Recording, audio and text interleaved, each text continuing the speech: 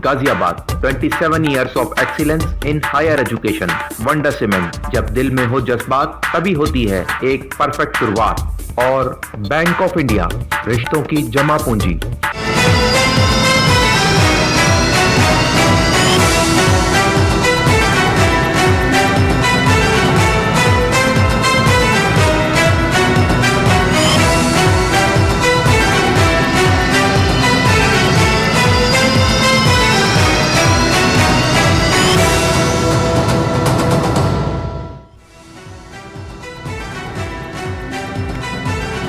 नमस्कार, दीपोत्सव दिवाली की आप सबको हार्दिक हार्दिक बधाई। दिवाली के इस मौके पर न्यूज नाइट हाजिर है आपके सामने दिन भर की तमाम खास खबरों को लेकर। ब्रिटेन की राजनीतिक अस्थिरता वैसे तो पिछले कई महीनों से सुर्खियों में बनी रही है, लेकिन आज का दिन कुछ खास था। पिछले दिनों जब प्रधानमंत्री लिज ट्रस ने अपना पद छोड़ा तो नजरें एक बार फिर से एक भारतीय मूल के सांसद, पूर्व वित्त मंत्री, पूर्व बैंकर ऋषि सुनक के सामने आ पहुंची। उनका नाम सामने आ गया और इस वक्त की खबर यही है कि पहली बार ब्रिटेन में कोई भारतीय मूल का व्यक्ति प्रधानमंत्री बनने जा रहा है। क्या है इसके मायने ब्रिटेन के लिए और भारत के लिए? आज दिवाली है और आज का दिन उस वक्त और भी खास हो जाता है जब प्रधानमंत्री नरेंद्र मोदी सीमाओं पर पहुंचते हैं, देश के जाबाजों के साथ मिलने पहुंचते हैं। पीएम आज कारगिल की ऊंचाइयों पर पहुंचे और दिवाली को थोड़ा और खास बना दिया। बताएंगे पूरी खबर, बताएंगे आपको कि कैसे चल रही है देश दुनिया में दिवाली की धूम। साथ में होगी दिन भर की तमाम महत्वपूर्ण खबरें। मैं हूं ओम प्रकाश दास और शुरुआत सुर्खियों के साथ। ब्रिटेन के प्रधानमंत्री पद पर भारतीय मूल के ऋषि सुनक होंगे काबिज। कंजर्वेटिव पार्टी के संसदीय दल ने सुनक को चुना। नेता पेनी मॉर्डॉन्ट ने जरूरी बहुमत न जुटा पाने के बाद से पीएम की रेस से अपना नाम लिया वापस। सुनक को 150 से ज्यादा सांसदों ने समर्थन किया जाहिर। प्रधानमंत्री नरेंद्र मोदी ने पिछले सालों की तरह ही सशस्त्र बलों के जवानों के साथ मनाया दीपावली का त्योहार। कारगिल में वीर योद्धाओं को भेंट की श्रद्धांजलि। कहा, भारत को बुरी नजर से देखने की हिमाकत करने वालों को सशस्त्र बल के जवान देंगे करारा जवाब। प्रधानमंत्री ने सैनिकों के साथ देशभक्ति के गीत गाकर उनमें जोश भरा, खिलाई मिठाइयां। चक्रवाती तूफान सित्रांग से निपटने के लिए केंद्र और राज्यों की एजेंसियों ने कमर कसी। चक्रवात का सर्वाधिक प्रभाव पश्चिम बंगाल के दक्षिण 24 परगना और उत्तर 24 परगना पर होने की आशंका। सोमवार सुबह से ही रुक रुक कर क्षेत्र में हो रही है बारिश। लोगों से तटीय क्षेत्र के आसपास न जाने की दी गई हिदायत। दिवाली के अवसर पर मुहूर्त ट्रेडिंग के दौरान बाजार में देखी गई तेजी। एक घंटे के कारोबार में सेंसेक्स और निफ्टी ने बढ़त के साथ किया कारोबार। सेंसेक्स 500 से अंक चढ़ा, निफ्टी 154 अंक चढ़कर 17,731 पर पहुंचा। मिस्र के काहिरा में चल रहे आईएसएसएफ जूनियर निशानेबाजी चैंपियनशिप में भारतीय निशानेबाजों का शानदार प्रदर्शन देखने को मिला। पुरुषों के 50 मीटर राइफल टीम स्पर्धा में भारत ने कांस्य पदक किया अपने नाम। भारत की ओर से स्वप्निल, ऐश्वर्या और नीरज की टुकड़ी ने अमेरिका को 17-15 से दी मात।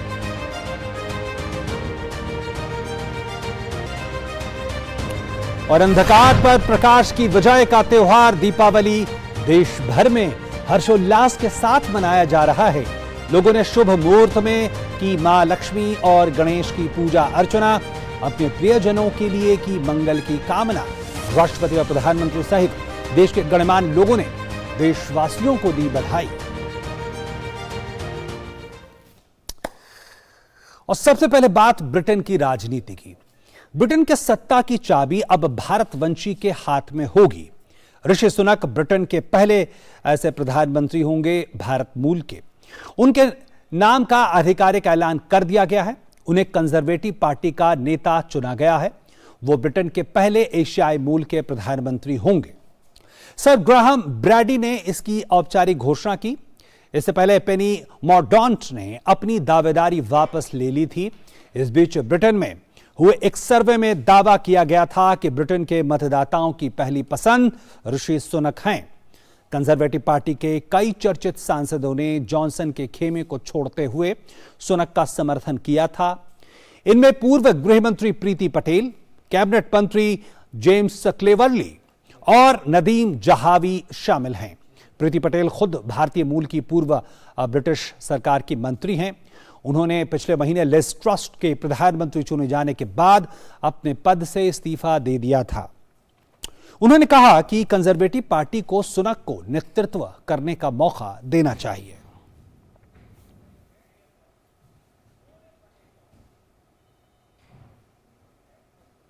In the leadership election, I can confirm that we have received one valid nomination. Rishi Sunak is therefore elected as leader of the country.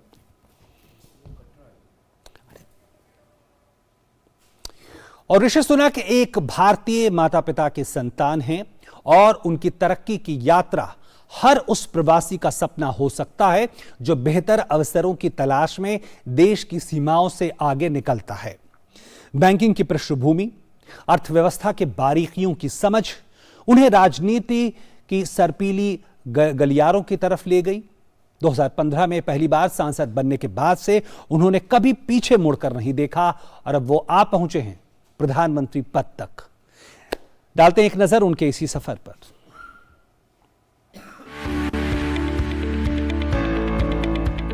करीब 1.5 महीने पहले कड़े मुकाबले में कंजर्वेटिव पार्टी के सर्वोच्च पद से चूक जाने वाले भारतीय मूल के सांसद ऋषि सुनक इस बार अपने प्रतिद्वंदियों को चित कर इतिहास रचने में सफल हो गए हैं। पिछली बार की हार से सबक लेते हुए ऋषि सुनक की पूरी कोशिश थी कि चुनाव की नौबत न आए और ऐसा ही हुआ।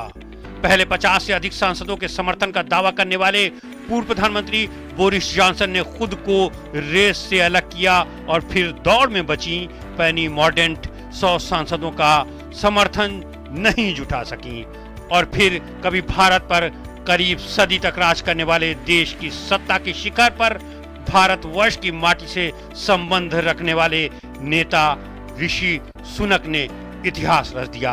अपनी चिट्ठी से बोरिस जॉनसन की सत्ता को उखाड़ फेंकने वाले ऋषि सुनक का जन्म 12 मई 1980 को साउथहैम्पटन, हैम्पशायर, दक्षिण पूर्व इंग्लैंड में भारतीय माता पिता यशवीर और उषा सुनक के घर में हुआ था।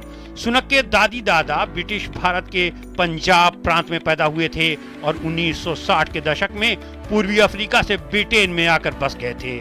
सुनक ऑक्सफोर्ड और स्टैनफोर्ड विश्वविद्यालय के पूर्व छात्र हैं। 2001 से 2004 तक उन्होंने एक निवेश बैंक गोल्डमैन सैचेस में एक विश्लेषक के रूप में काम किया। ऋषि सुनक ने 2009 में अक्षमता मूर्ति के साथ शादी के बंधन में बंध गए। उनकी पत्नी भारतीय उद्योगपति NR नारायण मूर्ति की बेटी हैं। 2015 के चुनाव में सुनक रिचमंड से सांसद चुने गए। 2015 से 2017 तक पर्यावरण, खाद्य और ग्रामीण मामलों की चयन समिति के सदस्य के रूप में काम किया। सुनक ने 2016 में यूरोपीय संघ के जनमत संग्रह का समर्थन किया।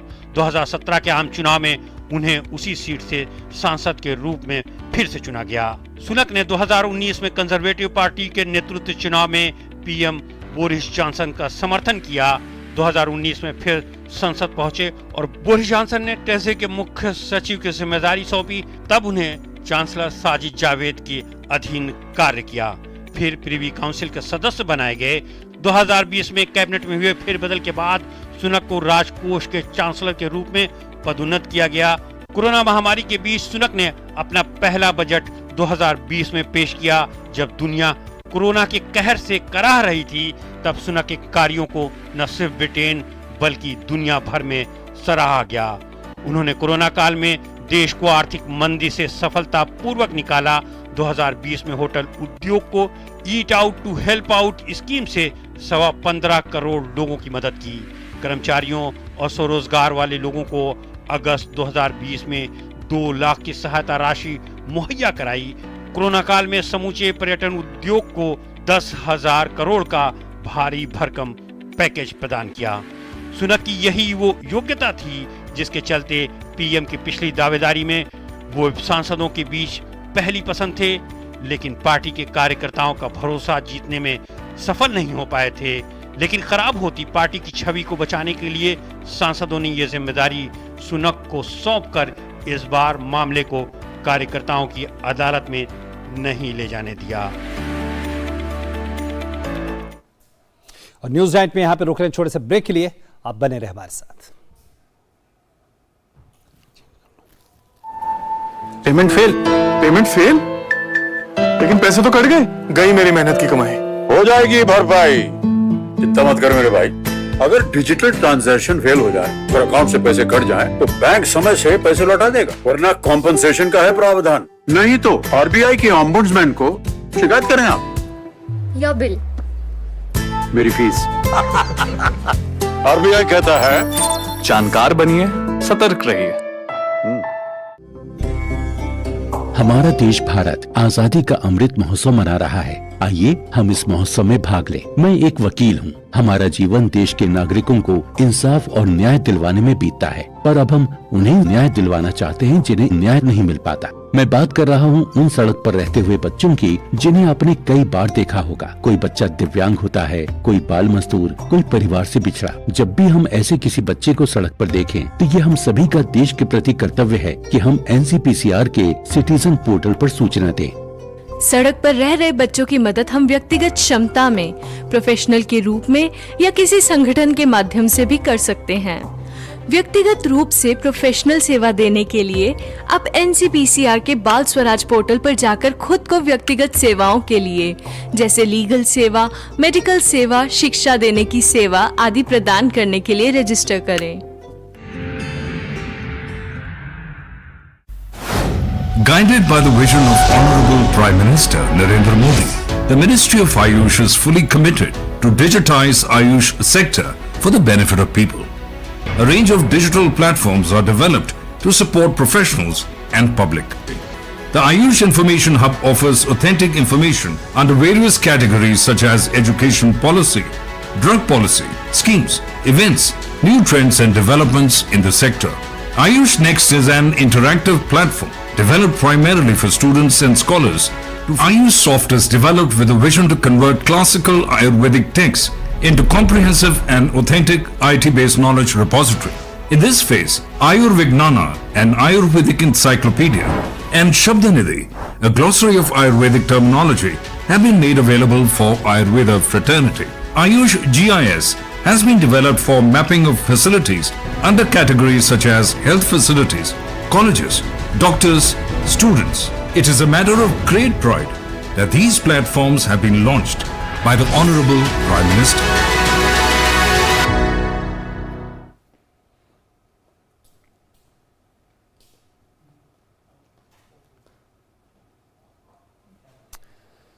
और ब्रेक के बाद एक बार फिर से आपका स्वागत है। आप देख रहे हैं न्यूज नाइट और अब बात करते हैं प्रकाश पर्व दीपावली की।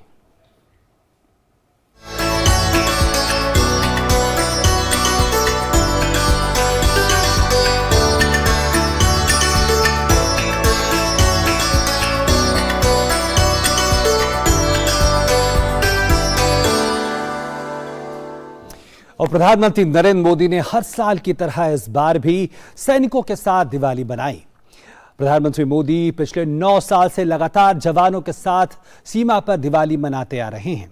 इसकी शुरुआत साल 2014 में हुई थी, जब पहली बार प्रधानमंत्री बनने के बाद नरेंद्र मोदी उन्होंने सेना के साथ अपनी पहली दिवाली मनाई और ये दौर चलता रहा, ये सफ़र चलता रहा।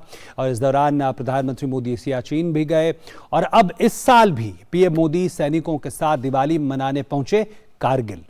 और प्रधानमंत्री कहते हैं कि वो जाबाज सैनिकों को अपना परिवार कहते हैं, जो सीमा पर डटे रहकर बिना अपने प्राणों की चिंता किए राष्ट्र रक्षा में सदैव तत्पर रहते हैं।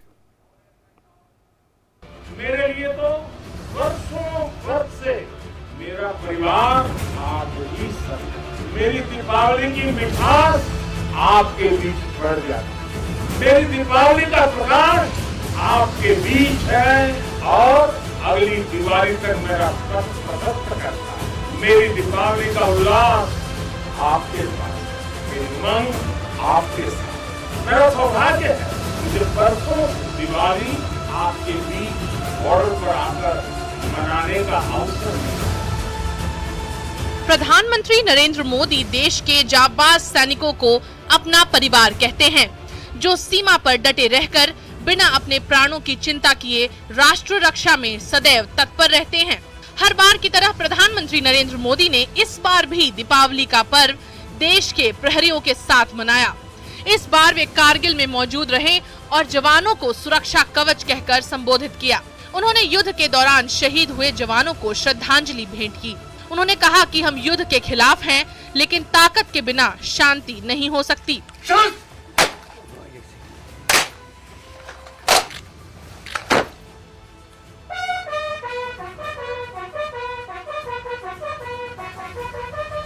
अगर कोई हमें बुरी नजर से देखने की हिमाकत करेगा तो हमारे सशस्त्र बल करारा जवाब देंगे।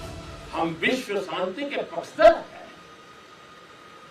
हम युद्ध के विरोधी हैं, लेकिन शांति भी बिना सामर्थ्य के संभव नहीं होती।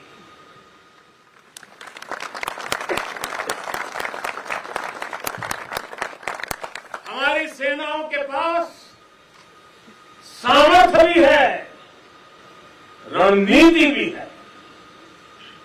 अगर कोई हमारी तरफ नजर उठाकर देखेगा तो हमारी तीनों सेनाएं दुश्मन को उसी की भाषा में मुंहतोड़ जवाब देना भी जानती है। पीएम मोदी ने कारगिल में भारतीय सेना के जवानों के साथ मुलाकात की और उनसे बातचीत भी। प्रधानमंत्री नरेंद्र मोदी ने सशस्त्र बलों की सराहना करते हुए 400 से अधिक प्रकार के रक्षा उपकरण आयात न करने के फैसले की जानकारी दी। उन्होंने बताया कि सीमावर्ती क्षेत्रों में निर्बाध कनेक्टिविटी के साथ हाईटेक इंफ्रास्ट्रक्चर विकसित किया जा रहा है। देश की सुरक्षा का सबसे महत्वपूर्ण पहलू है आत्मनिर्भर भारत। भारतीय सेनाओं के पास आधुनिक स्वदेशी हथियार, विदेशी हथियारों पर, विदेशी सिस्टम पर हमारी निर्भरता कम से कम हो, इसके लिए तीनों सेनाओं ने आत्मनिर्भरता का संकल्प लिया है। मैं प्रशंसा करता हूं अपने तीनों सेनाओं की, जिन्होंने ये तय किया है कि 400 से भी अधिक रक्षा साजो सामान अब विदेशों से नहीं खरीदे जाएंगे। पीएम नरेंद्र मोदी ने जवानों के साथ देशभक्ति गीतों का आनंद भी लिया।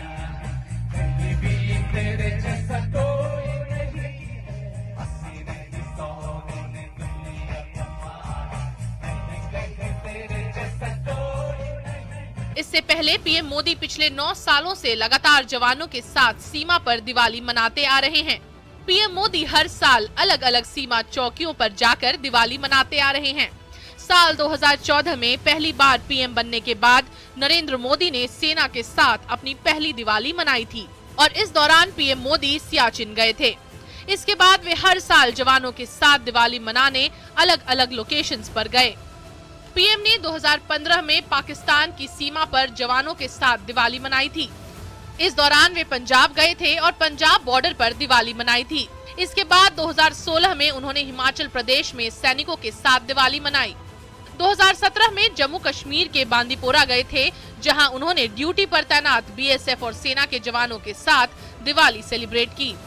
2018 में पीएम मोदी ने उत्तराखंड के उत्तरकाशी में आईटीबीपी के जवानों के साथ दिवाली मनाई थी।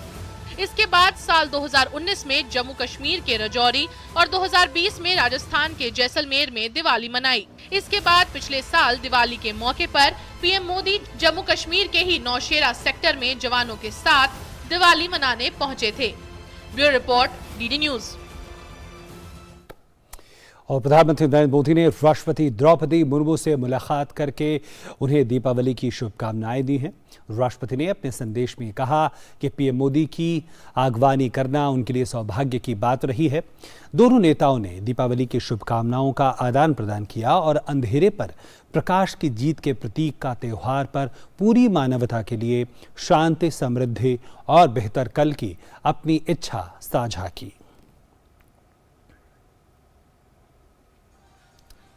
और देश समेत दुनिया भर में आज पारंपरिक आस्था और उल्लास के साथ प्रकाश पर्व दीपावली मनाया जा रहा है। हिंदू पंचांग के अनुसार हर साल कार्तिक महीने के कृष्ण पक्ष की अमावस्या तिथि को दीपावली का त्योहार मनाया जाता है। आज के दिन धन की देवी लक्ष्मी की पूजा अर्चना की जाती है। दीपों के इस खास त्योहार दीपावली को हर उम्र और वर्ग के लोग बड़े ही उल्लास के साथ मना रहे हैं। देखिए हमारी ये रिपोर्ट। दीपावली का त्योहार पूरे देश में बड़े हर्षोल्लास के साथ मनाया जा रहा है। लोगों ने बड़े ही श्रद्धा के साथ मां लक्ष्मी और गणेश की पूजा अर्चना की। इस दौरान मंदिरों, सार्वजनिक स्थलों और घरों को रंग बिरंगी रोशनी से सजाया गया, जिसकी छटा देखते ही बनी। प्रकाश के पर्व का उल्लास देश के कोने कोने में दिखाई दिया। हर कोई इस दिन एक अलग ही उमंग में दिखाई दिया। आज के दिन हम आते हैं अपनी शॉप पर पूजा करने। गणेश लक्ष्मी की पूजा की जाती है और ये बरकत होती है। मेरी तरफ से आप सबको बहुत बहुत शुभकामनाएं दिवाली की। आज के दिन हर घरों में हम लोग पूजा करते हैं, यहाँ पूजा करते हैं ताकि पूरा साल हमारी खुशियों से भरा रहे, हमारी धन दौलत सब खुशी, परिवार जो है सुखी रहे। सब रामचंद्र जी आए थे, उन्हीं के लिए दिया जल रहा है, उन्हीं की खुशी में। दीपावली के इस पर्व पर लोगों ने अपने घरों को दीपों से तो सजाया ही, साथ ही आकर्षक रंगोलियां भी देखने को मिली। लोगों ने एक दूसरे को मिठाइयों का आदान प्रदान कर रोशनी के त्योहार की सभी को बधाइयां दी। राष्ट्रपति द्रौपदी मुर्मू ने अपने बधाई संदेश में कहा कि सभी देशवासियों को दिवाली की हार्दिक शुभकामनाएं। प्रकाश और उमंग के इस पवित्र त्योहार पर हम ज्ञान और ऊर्जा के दीपक को प्रज्वलित करते हुए जरूरतमंद लोगों के जीवन में भी खुशियां लाने का प्रयास करें। मैं इस महापर्व पर सभी देशवासियों के जीवन में सुख समृद्धि के लिए प्रार्थना करती हूं। रविवार को दीपोत्सव के कार्यक्रम में हिस्सा लेने वाले पीएम मोदी ने दीपावली के अवसर पर देशवासियों को बधाई दी। उन्होंने कहा कि दीपावली की आप सभी को ढेरों शुभकामनाएं। प्रकाश का यह पर्व हर किसी के जीवन में खुशियां और उत्तम स्वास्थ्य लेकर आए। दीपावली का त्योहार शरद ऋतु में हर वर्ष मनाया जाने वाला एक प्राचीन सनातन त्योहार है। यह कार्तिक मास की अमावस्या को मनाया जाता है और भारत के सबसे बड़े और सर्वाधिक महत्वपूर्ण त्योहारों में से एक है। दीपावली दीपों का त्योहार है। आध्यात्मिक रूप से यह अंधकार पर प्रकाश की विजय को दर्शाता है। कहा जाता है कि भगवान राम के 14 वर्ष के वनवास के बाद अयोध्या लौटने की खुशी में अयोध्या वासियों के दीपोत्सव से दीपावली की परंपरा शुरू हुई थी। Bureau report, DD news. और वहीं उत्तर प्रदेश के मुख्यमंत्री योगी आदित्यनाथ दिवाली की सुबह अयोध्या के प्रमुख मंदिरों में दर्शन करने पहुंचे। मुख्यमंत्री योगी आदित्यनाथ ने श्री राम जन्मभूमि मंदिर जाकर रामलला के दर्शन किए। उन्होंने मंदिर में पूजा अर्चना की। वहीं मध्य प्रदेश के मुख्यमंत्री शिवराज सिंह चौहान ने भोपाल के न्यू मार्केट में सपरिवार पहुंचकर धन धान्य सुख समृद्धि की देवी माता लक्ष्मी की प्रतिमा ली। वहीं दिवाली के अवसर पर देश भर के मंदिरों में भक्तों की भीड़ देखी जा रही है। उज्जैन के महाकालेश्वर मंदिर में सुबह से ही श्रद्धालुओं का तांता लगना शुरू हो गया था। भगवान महाकाल की भव्य पूजा में श्रद्धालु शामिल भी हुए। देखिए पूरी रिपोर्ट। देश का कोना कोना प्रकाश और खुशियों के जश्न दीपावली की उमंगों से सराबोर है। जबरदस्त उत्साह और उल्लास के साथ लोग रोशनी का उत्सव मना रहे हैं। बाजारों की चहल पहल से लेकर मंदिरों में विशेष पूजा अर्चना तक हर जगह दिवाली के रंग बिखरे हुए हैं। उत्तर प्रदेश के मुख्यमंत्री योगी आदित्यनाथ दिवाली की सुबह अयोध्या के प्रमुख मंदिरों में दर्शन करने पहुंचे। मुख्यमंत्री योगी ने श्री राम जन्मभूमि मंदिर जाकर रामलला के दर्शन किए। उन्होंने मंदिर में पूजा अर्चना की। आज दीपावली है। दीपावली के अवसर पर मैं पूरे प्रदेश वासियों से यही कहूंगा कि हम दीपावली के पर्व को अपने परिवार के साथ हर्षोल्लास के साथ तो मनाएंगे ही, हमें किसी गरीब, किसी कमजोर व्यक्ति को भी इसके साथ जोड़ना चाहिए, जिससे हमारी खुशी और दुगनी हो सकती है। मध्य प्रदेश के मुख्यमंत्री शिवराज सिंह चौहान ने भोपाल के न्यू मार्केट में सपरिवार पहुंचकर धन धान्य सुख समृद्धि की देवी माता लक्ष्मी की प्रतिमा ली।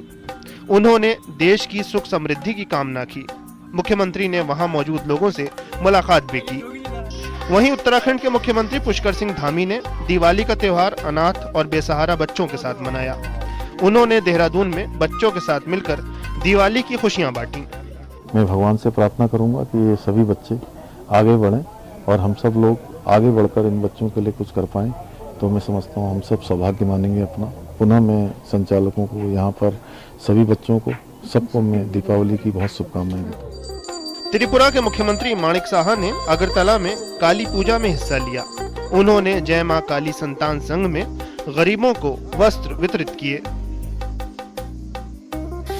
दिवाली के अवसर पर देश भर के मंदिरों में भक्तों की भीड़ देखी जा रही है। उज्जैन के महाकालेश्वर मंदिर में सुबह से ही श्रद्धालुओं का तांता लगना शुरू हो गया था। भगवान महाकाल की भव्य पूजा में श्रद्धालु शामिल हुए।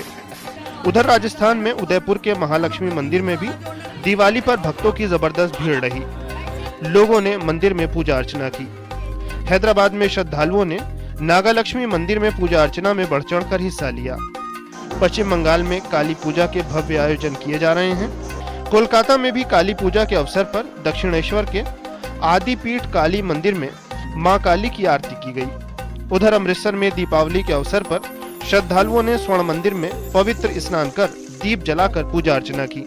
दियों की रोशनी से सजे दरबार साहब में बड़ी संख्या में श्रद्धालु मौजूद रहे। इस बीच एक अन्य दिल छू लेने वाले प्रयास के तहत शहीद सैनिकों के परिवारजनों ने दिवाली के अवसर पर पंजाब के पठानकोट बामियाल सेक्टर के पहाड़ीपुर पोस्ट पर तैनात जवानों के साथ त्योहार मनाया। उन्होंने जवानों को मिठाई खिलाकर दिवाली की शुभकामनाएं दी। Bureau report, DD news. तो दिवाली के भी कई रंग हैं और ये लगातार बिखर रहे हैं। फिलहाल यहाँ पे रुक रहे हैं छोटे से ब्रेक के लिए। आप बने रहे न्यूज़ 9 के साथ। ये विशाल है ना, इसका सब प्रॉपर चलता है। कल उसके बैंक अकाउंट में 15,000 रुपए का फ्रॉड हुआ है, पता है? इसको तो कोई टेंशन ही नहीं होती है। देखना। टेंशन क्यों? मेरी कोई गलती नहीं थी। फिर भी फ्रॉड होने पर मैंने तुरंत बैंक को इन्फॉर्म कर दिया। आरबीआई कहता है अगर आपके अकाउंट से किसी ने धोखे से पैसे निकाले हैं तो बैंक को जल्द से जल्द इन्फॉर्म कीजिए। 3 दिन के अंदर इन्फॉर्म किया तो कोई नुकसान नहीं होगा। जितना लेट करोगे उतना ज्यादा नुकसान। और सुन, सब चलता नहीं है, प्रॉपर चलाना पड़ता है। आरबीआई कहता है जानकार बनिए, सतर्क रहिए। ब्रेक के बाद एक बार फिर से आपका स्वागत है। आप देख रहे हैं न्यूज़ 9। चक्रवाती तूफान सित्रांग मंगलवार की सुबह बांग्लादेश के तिकोना और संद्वीप के बीच तट से टकरा सकता है। मौसम विभाग के अनुसार अभी ये तूफान सागर द्वीप से दक्षिण में केंद्रित है। मौसम विज्ञान कार्यालय ने बताया कि सित्रांग तूफान की गति और बढ़ेगी और ये गंभीर चक्रवाती तूफान में बदल सकता है। इस चक्रवात की वजह से दक्षिणी 24 परगना, उत्तरी 24 परगना और मिदनापुर जैसे तटीय जिलों में मूसलाधार बारिश हो सकती है और 90 से 100 किलोमीटर प्रति घंटे की गति से हवाएं चल सकती हैं। हवा की गति 110 किलोमीटर तक भी पहुंच सकती है।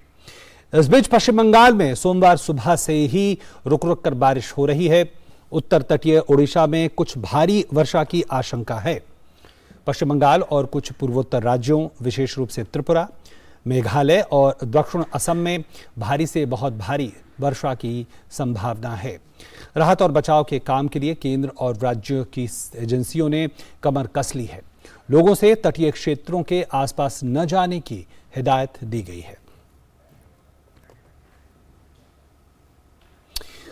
और क्रिकेट की बात करते हैं। ऑस्ट्रेलिया में खेली जा रही T20 विश्व कप के आज के पहले मुकाबले में बांग्लादेश ने नीदरलैंड को 9 रनों से हरा दिया।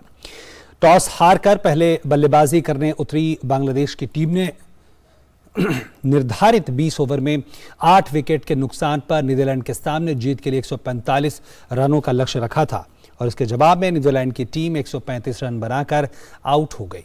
बांग्लादेश की ओर से तकसीन अहमद ने 4 विकेट चटकाए। मिस्र के काहिरा में चल रहे ISSF जूनियर निशानेबाजी चैंपियनशिप में भारतीय निशानेबाजों का शानदार प्रदर्शन देखने को मिल रहा है। पुरुषों के 50 मीटर राइफल टीम स्पर्धा में भारत ने कांस्य पदक अपने नाम किया है। भारत की ओर से स्वप्निल, ऐश्वर्या और नीरज की तिकड़ी ने अमेरिका को 17-15 से मात दी।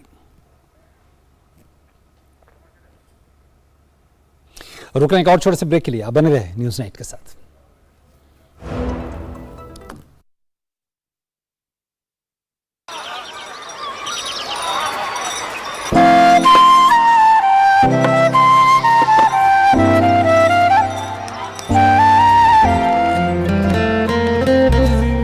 3 साल से ये दोस्त रोज इसी जगह पे मिलते हैं, कभी कभी बात भी कर लेते हैं। रिश्ते कई तरह के होते हैं और हम हर एक की अहमियत समझते हैं। बैंक ऑफ इंडिया, रिश्तों की जमा पूंजी।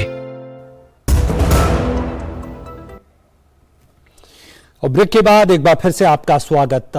जैसा बुलेटिन की शुरुआत में हमने बताया, आज एक बड़ी खबर ब्रिटेन से आई और वो खबर ये कि पहली बार ब्रिटेन में कोई एशियाई मूल का व्यक्ति प्रधानमंत्री बनने जा रहा है और वो व्यक्ति ऋषि सुनक हैं, जो राजनीति में 2015 से सक्रिय हैं और वित्त मंत्री भी रह चुके हैं और अब वो प्रधानमंत्री बनने जा रहे हैं।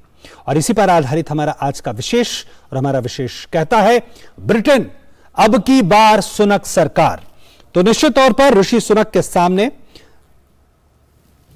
जो तमाम चुनौतियां हैं उसका भंडार होगा और हम देख चुके हैं, चाहे वो बोरिस जॉनसन हो, उसके बाद लिज ट्रस्ट हो, उन सब ने एक तरह से उन चुनौतियों के सामने घुटने टेक दिया और उन्हें पद छोड़ना पड़ा। और अब ऋषि सुनक पर निगाहें हैं। निश्चित तौर पर आज औपचारिक ऐलान कर दिया गया है। हमारे साथ दो खास मेहमान जुड़ गए हैं, आइए उनसे आपका परिचय करा दें। हमारे साथ मंजीव पुरी जी हैं, जो वरिष्ठ राजनयिक हैं, पूर्व वरिष्ठ राजनयिक। हमारे साथ प्रोफेसर हर्षवर्धन पंत साहब हैं, जो डिस्टिंग्विश फेलो ORF से जुड़े हैं। बहुत बहुत स्वागत आप दोनों का। और सबसे पहले मैं मंजीव पुरी जी, मैं आपसे ये समझना चाहूं कि जिस तरह से एक बार बार ऐसा लग रहा था जब लिज ट्रस्ट के साथ मुकाबला था ऋषि सुनक का, तब भी ऐसा लग रहा था शायद वो आगे निकल जाए, लेकिन नहीं हुआ। लेकिन अब आपको लगता है वो इस पद पर पहुंच रहे हैं, तो किस तरह की खबर है खासकर ब्रिटेन के लिए, क्योंकि वहां पे लगातार चुनौतियां बनी हुई। प्रकाश जी, बहुत बहुत धन्यवाद। आपको दिवाली के शुभ मौके पर मेरी शुभकामनाएं। आपको भी। देखिए, पहले तो ये हम लोग सब जरा खुशी मनाएं कि पहली बार ग्रेट ब्रिटेन में एक नॉन वाइट प्रधानमंत्री बनने जा रहे हैं और वो भारतीय मूल के ऋषि सुनक। खुशी तो बहुत कारण होनी चाहिए।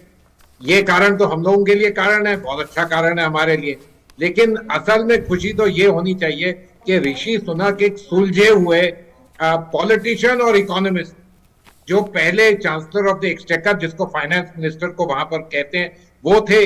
और कोविड के समय उन्होंने ब्रिटेन की इकोनॉमी को संभालने में बहुत सराहनीय काम किया। अब चुनौतियां तो ब्रिटेन के सामने बहुत ज्यादा हैं, और कई चुनौतियां इसलिए हैं क्योंकि ब्रिटेन एक ग्लोबल इकोनॉमी के साथ बहुत अच्छी तरह जुड़ा हुआ है, इसलिए ये तो देखना पड़ेगा वो किस तरह टैकल कर पाएंगे। लेकिन एक चीज नोट करिएगा कि जो मार्केट है उसने इसको किस तरह देखा। उन्होंने इस तरह देखा कि ऋषि सुनक एक सेफ पेयर ऑफ हैंड्स। जैसे उनका नाम उभर के आया, पाउंड बढ़ने लगा, ब्रिटेन के इकोनॉमी के जितने भी लोग, इंपॉर्टेंट लोग हैं, सबने कहा कि भाई चुनौतियां तो देखेंगे क्या होता है, लेकिन कम से कम जो आदमी वहां पर हेल्प ऑफ अफेयर्स पे है वो सुलझा हुआ है, वो जानता है क्या कर सकते हैं। मेरा मानना है कि ये सब ब्रिटेन के लिए अच्छा है, दुनिया के लिए अच्छा है और हमारे रिश्तों के लिए भी अच्छा है। बिल्कुल। प्रोफेसर पंत, एक तो ब्रिटेन की बात, भारत की भी बात अपने आप आ जाती है। निश्चित तौर पर भारतीयों में एक तरह की खुशी तो है, लेकिन कितना खुश होने की वजह हम भारतीयों के लिए है या है भी नहीं? देखिए, बहुत ज्यादा खुश होने की बात तो नहीं है, पर ये जरूर है कि अगर आप इसमें पिछले कुछ दिनों से, महीनों से ब्रिटेन के हालात देख रहे थे, तो उसमें ऋषि सुनक, जैसा एम्बेसडर मंजीव पुरी कह रहे थे, कि एक काफी सुलझे हुए व्यक्ति हैं। उन्होंने, उनकी जो आर्थिक नीति थी, जो उन्होंने अपने लीडरशिप कॉन्टेस्ट में लोगों के सामने रखी थी, कंजर्वेटिव रैंक एंड फाइल के सामने रखी थी, वो बहुत बैलेंस्ड थी। और अगर वो जीत जाते तो शायद इतना बुरा हाल जो पिछले 2 महीनों में, लेकिन ये है कि ब्रिटेन के लिए ये अच्छी खबर है। ब्रिटेन के लिए ये भी और ब्रिटिश डेमोक्रेसी के लिए भी अच्छी खबर है कि एक नॉन वाइट पहली बार वहां पे प्रधानमंत्री बनेंगे, और एक मेच्योरिटी ब्रिटिश डेमोक्रेसी की, क्योंकि कई लोगों ने ये बात बार बार कही कि क्या ब्रिटेन तैयार है एक नॉन वाइट प्राइम मिनिस्टर के लिए, तो कहीं वहां पे ब्रिटेन ने दिखाया, खासकर कंजर्वेटिव पार्टी ने ये दिखाया कि वो तैयार है एक ऐसे व्यक्ति के साथ को लीडरशिप देने के लिए। आगे सवाल ये है कि वो भारत के लिए क्या अच्छा बुरा करेंगे। मुझे लगता है कि जब भी हम इस तरह के किसी लीडर को देखते हैं तो उसमें वो लीडर अपने हित के हिसाब से, अपने देश के हिसाब से अपनी पॉलिसीज अपनाएंगे, वो भारत को सेंटर में रखेंगे। और हर्ष साहब, एक बात, अभी ट्रेड टॉक्स चल ही रहे हैं जहां तक मेरा अंदाजा है, जो एग्रीमेंट नए होने हैं। हाँ जी, तो उसमें भी मुझे लगता है कि ये थोड़ा सा परेशानी का सबब ज्यादा बन जाता है, क्योंकि होता क्या है कि जब आप अगर वो भारतीय मूल के हैं तो अब उनको ये दिखाना पड़ेगा कि वो वाइटर देन वाइट हैं, कि उनको कहीं पर इस तरह के डिसीजंस लेने पड़ेंगे। क्योंकि आपको याद होगा पिछले कुछ हफ्तों में जो पुरानी होम सेक्रेटरी थी, उन्होंने भी इसमें कुछ विवादास्पद बयान दे दिए थे माइग्रेशन को लेकर, तो उनके ऊपर प्रेशर ये रहेगा ऋषि सुनक साहब के पास कि वो कैसे अपनी एक्सेप्टेबिलिटी बढ़ाएं, क्योंकि वो अब आज भी वेस्टमिंस्टर जो एमपीज हैं उनका तो समर्थन उनको प्राप्त है, लेकिन जो टोरी रैंक एंड फाइल है, कंजर्वेटिव पार्टी की रैंक एंड फाइल है, जिन्होंने इनको हरा दिया था, लिज ट्रस को जिता दिया था, उनका समर्थन अभी भी इनको प्राप्त नहीं है। तो ये वो समर्थन कैसे ले पाएंगे, तो इसके लिए इनको कुछ ऐसी पोजीशंस लेनी पड़ेंगी, खासकर माइग्रेशन में, जो टोरी रैंक एंड फाइल में रेजोनेट करती हूँ। और उसमें अगर ये भारत की जिस तरह की बात पुरानी होम सेक्रेटरी ने कही थी, उसको लेकर इनको थोड़ा सा सतर्क रहना पड़ेगा और एक कॉशियस अप्रोच इनका रहेगा। तो मुझे ऐसा लगता है कि अगर बोरिस जॉनसन या लिज ट्रस होते या कोई और प्रधानमंत्री होता तो उसके पास स्पेस ज्यादा होती है ये दिखाने की कि वो भारत के साथ बगैर सोचे, बगैर एक डिफेंसिव हुए आगे बढ़ सकते हैं। लेकिन ये जरूर है कि अगर वो बैलेंस्ड इकोनॉमिक पॉलिसी चलाते हैं तो उसका फायदा भारत को होगा, उसका फायदा हिंद प्रशांत को होगा, और भारत ने हिंद प्रशांत में ब्रिटेन के साथ अपनी जिस साझेदारी को आगे बढ़ाने की चेष्टा करी है वो और आगे बढ़ेगी। मंजीत पुरी जी, मुझे 2015 का वो वक्त याद आ रहा है जब प्रधानमंत्री नरेंद्र मोदी ब्रिटेन के दौरे पर गए थे, और लंदन के वेम्बली स्टेडियम में जब भारतीय प्रवासियों के साथ मुलाकात हो रही थी, उस समय प्रधानमंत्री थे डेविड कैमरन। उन्होंने ये कहा था कि अब बहुत जल्दी ही ऐसा वक्त आ सकता है जब कोई भारतीय मूल का प्रधानमंत्री बने इस ब्रिटेन का। आपको लगता है 2015 से अब तक ये काफी जल्दी, और उस तरह से एक आप समझ सकते हैं कि जो प्रवासियों को लेकर और उनकी क्षमताओं को लेकर जिस उम्मीद में भारत के लोग जाते हैं विदेशों में, एक उसकी एक फेरी टेल की तरह क्या हम कह सकते हैं? देखिए ओम प्रकाश जी, ऋषि सुनक ना तो खुद भारत में पैदा हुए, ना उनके पेरेंट्स यहाँ पैदा हुए, ये तो कई जनरेशन से इंडिया से बाहर है। डेविड कैमरन ने जो वो कहा वो एक सच बात थी कि अब ब्रिटेन में भारतीय मूल के लोग या साउथ एशियन या माइग्रेंट्स इन जनरल कहा जाए वो बहुत एक्सेप्टेबल है, और ब्रिटिश सोसाइटी काफी बढ़ गई, काफी जिसको कहते हैं चेंज हो गई, ये इवॉल्व। अभी हर्ष जी जो कि एक प्रोफेसर हैं किंग्स कॉलेज में वहां पर लंदन में, और वहां के यूके की परिस्थिति को बहुत अच्छी तरह समझते हैं, उन्होंने जैसे आपको कहा ब्रिटेन की डेमोक्रेसी जो है वो भी एक बहुत स्टेबल डेमोक्रेसी है, और चाहे पिछले कुछ हफ्तों में हमने देखा काफी उथल पुथल, ये मार्केट में उथल पुथल, और कितनी जल्दी कंजर्वेटिव पार्टी ने आगे अपना बदल दिया। और ये देखिएगा, करवट बदलना, एक्सेप्ट करना, ये भी एक डेमोक्रेसी की बहुत बड़ी देन, और ये सब चीजें वहां पर नजर आई हैं। ब्रिटेन एक स्टेबल सी सोसाइटी है, ठीक है, अगर लीडरशिप अच्छी हो तो अच्छा रहेगा, लेकिन हमको ये एक दो चीजें नोट करनी कि ऋषि सुनक के प्राइम मिनिस्टर बनने से एक चीज तो अब काफी क्लियर हो गई कि ब्रिटेन में जो जैसे लोग कहते थे कि जो व्हाइट लोग हैं वो ये चीज नहीं मानेंगे, नहीं, अब वहां की सोसाइटी काफी इवॉल्व हो गई है।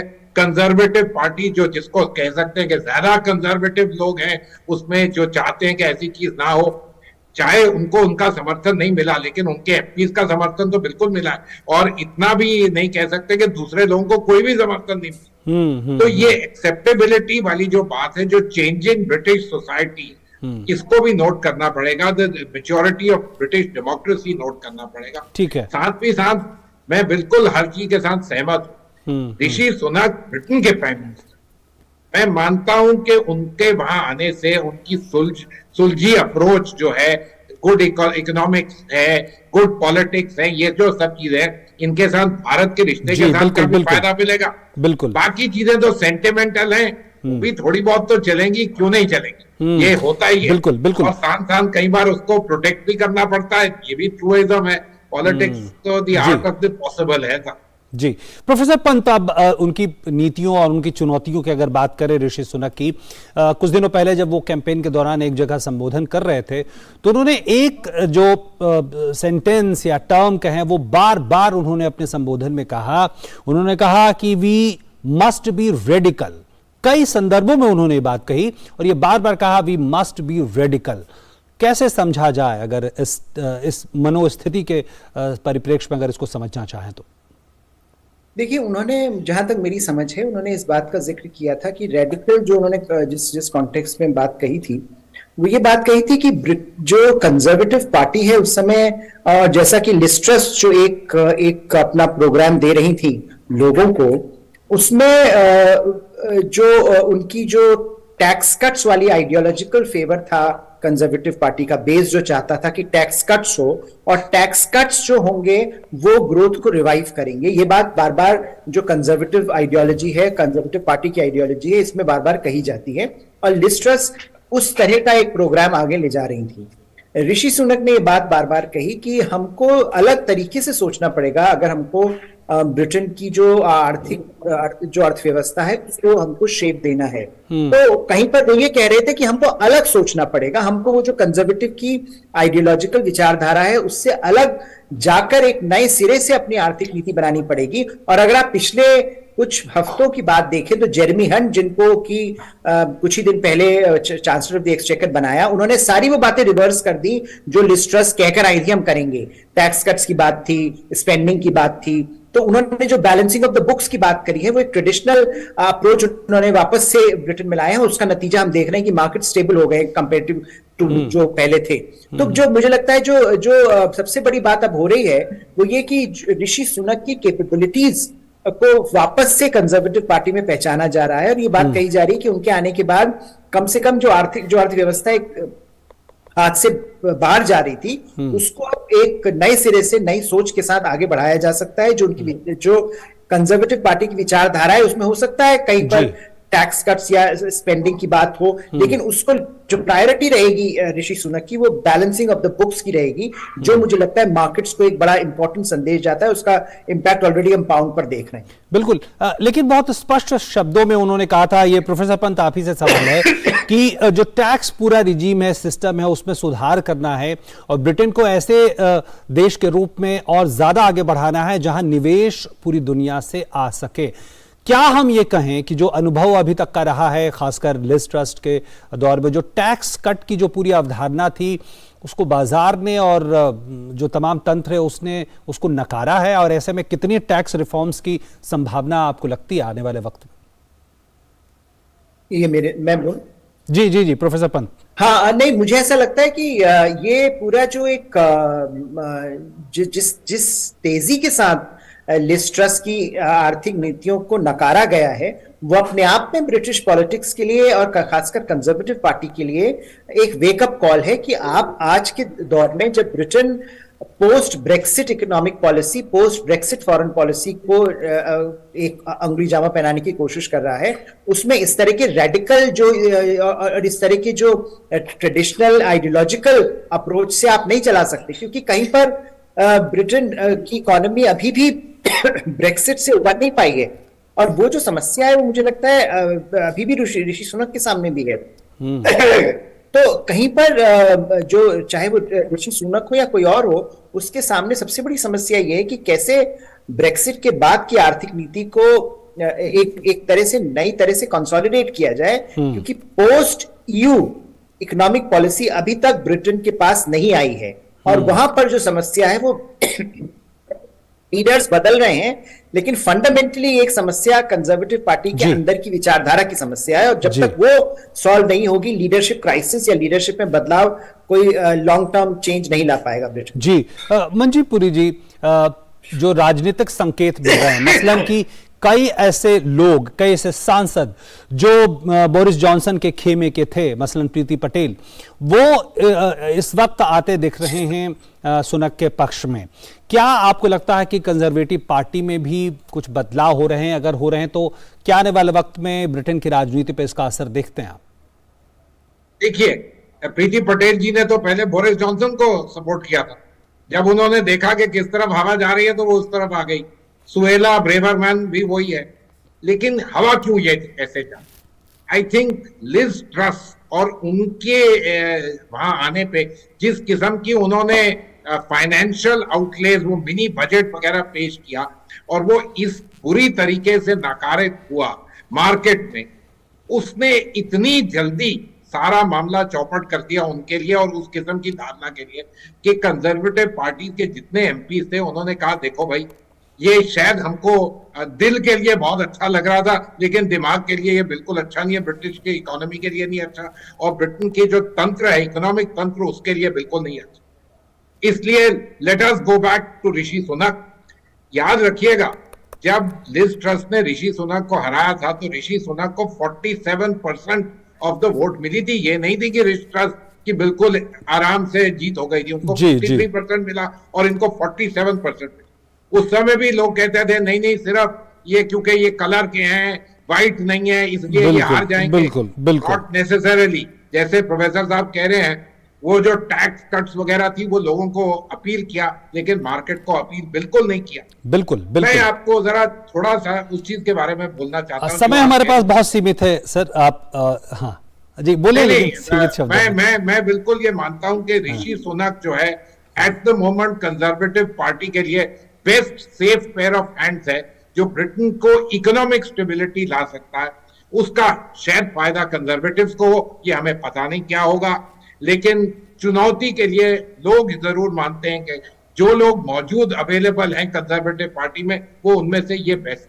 बिल्कुल बिल्कुल। और ऋषि सुनक ने संकेत भी किए हैं कि उनकी नजर अगले चुनावों पर भी है। निश्चित तौर पर आने वाला वक्त बेहद ही रोचक और नजरें रहेंगी। बहुत बहुत धन्यवाद मंजीत पुरी जी आपका हमारे साथ जुड़ने के लिए। प्रोफेसर पंत, बहुत बहुत धन्यवाद। और अब आइए देखते हैं देश भर की कुछ और महत्वपूर्ण खबरें फटाफट अंदाज में। दीपावली के मौके पर शेयर बाजार में शाम 6:15 बजे से 7:15 बजे तक 1 घंटे के लिए मुहूर्त कारोबार का आयोजन किया गया।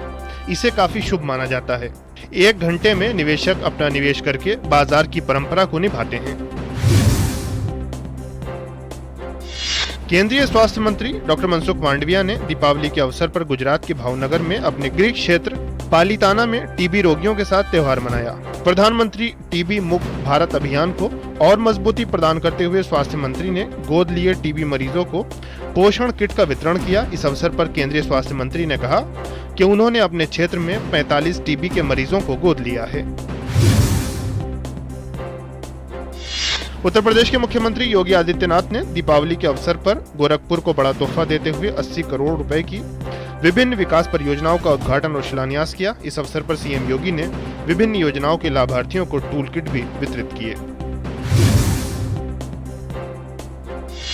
कर्नाटक सरकार के अनुसूचित जाति और अनुसूचित जनजाति के लिए नौकरियों और शिक्षा आरक्षण कोटा बढ़ाने के अध्यादेश को राज्यपाल ने मंजूरी दे दी है।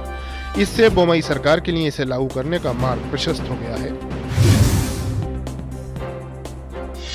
दीपावली के अवसर पर पंजाब के अमृतसर में अटारी वाघा बॉर्डर पर सीमा सुरक्षा बल और पाकिस्तान रेंजर्स ने मिठाइयों का आदान प्रदान किया। दोनों ने इस अवसर पर एक दूसरे को शुभकामनाएं दी।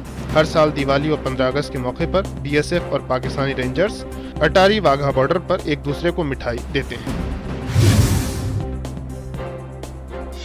उत्तर प्रदेश के बस्ती में रविवार की रात एक ट्रक और कार की टक्कर से 5 लोगों की मौत हो गई। पुलिस के मुताबिक कार लखनऊ से संत कबीर नगर जा रही थी और अचानक सड़क किनारे खड़े कंटेनर में घुस गई। गाड़ी में 5 लोग सवार थे, जिन सभी की मौत हो गई। और प्रकाश पर्व दीपावली की धूम डीडी न्यूज में उत्साह और उमंग के साथ देखी जा सकती है। इस अवसर पर न्यूज रूम को आकर्षक तरीके से सजाया गया है। और क्या है न्यूज रूम के रंग, आइए देखते हैं इस रिपोर्ट में। फिलहाल हमारी पूरी टीम को दीजिए इजाजत। नमस्कार।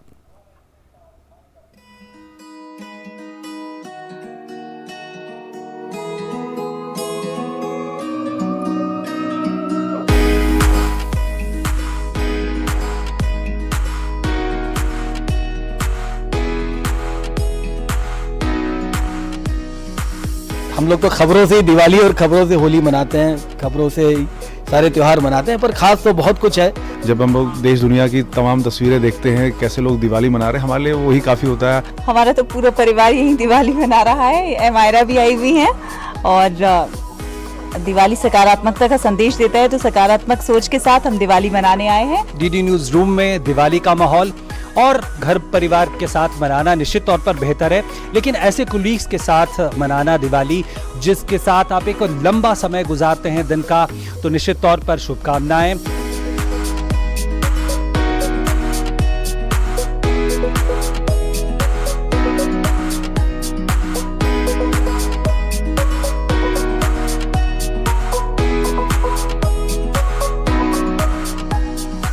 यहाँ सब लोग परिवार की तरह हैं और यहाँ की दीपावली भी एक तरह से खास है, क्योंकि हम जैसे परिवार के लोगों के बीच बैठकर अपना त्यौहार मनाते हैं और एक तरह से उमंग होता है, उत्साह होता है। Diwali is the festival of lights. You can see around the newsroom, it's so beautifully decorated and people are so lively around here, and though we have work here and the news has to go 24/7. This is also a family. This is part of our extended family, and we like to celebrate it with our colleagues and friends. And here we are doing it. So happy Diwali to everybody.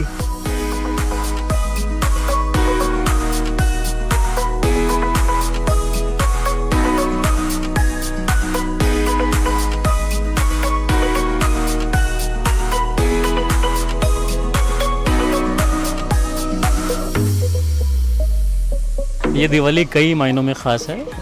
एक तो क्या कि Covid के बाद ये पहली दिवाली है जिसमें बहुत ज़्यादा रिस्ट्रिक्शंस नहीं हैं, और दूसरी चीज़ ये दिवाली कल शुरू हो गई थी, जैसे ही हमने पाकिस्तान को हराया और कोहली ने इस दिवाली की शुरुआत की थी, तो ये अपने आप में ख़ास दिवाली हो जाती है। कि कह दो अंधेरों से कहीं और घर बना ले, मेरे मुल्क में रोशनी का सैलाब आया हुआ है।